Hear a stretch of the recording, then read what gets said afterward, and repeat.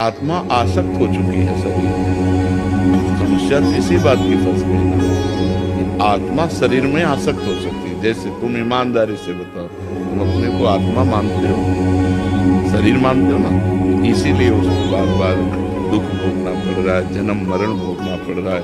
यही बात है। इसी को जब हम साधना के द्वारा अपने को अलग देख लेते हैं, वो जीवन मुक्त हो जाता है, वो विदेह मुक्त हो जाता है, वो मोक्ष को प्राप्त हो जाता है। समस्या तो यही है कि निर्विकार आत्मा विकारी शरीर में फंस गई।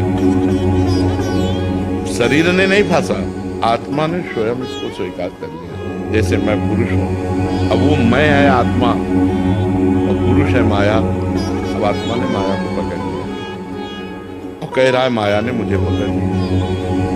उल्टा बोलेंगे ना, आप बोलेंगे उल्टा कि मैं तो छूटना चाहता हूं पर माया ने मुझे पकड़ लिया।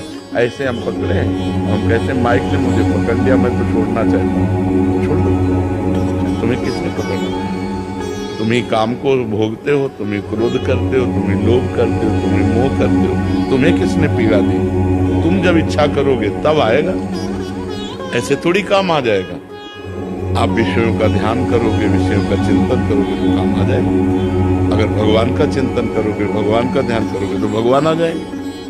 तो हमारी गलती हो गई है, इसी गलती को मिटाने के लिए हमें मानव देह मिला है। हम खूब नाम जप करें, शास्त्र स्वाध्याय करें, गंदे आचरणों का त्याग करें, पवित्र भोजन करें, समाज को सुख देने वाले कार्य करें, किसी को दुख न दें। अभी ज्ञान प्रकट होना शुरू हो जाएगा और जैसे जैसे ज्ञान प्रकट होगा, जैसे हम आपको अलग देखते हैं ना, ऐसे हम अपने शरीर को अलग देखते हैं। जितना दूर आप हैं उतने दूर शरीर है, हम शरीर हैं। ये अनुभव होता है शुद्ध ज्ञान से, वो अंदर का होगा, वो बातचीत की बात नहीं है।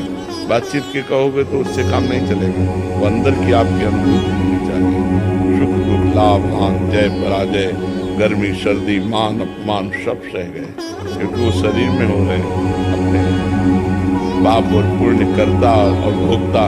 ये सब हमारी गलती से हुए हैं, हमने गलती से अपने को स्वीकार कर लिया शरीर। अब ये गलती ऐसे मिटने वाली नहीं कि मैं शरीर नहीं हूँ, इतने से थोड़ी निपट जाएगा।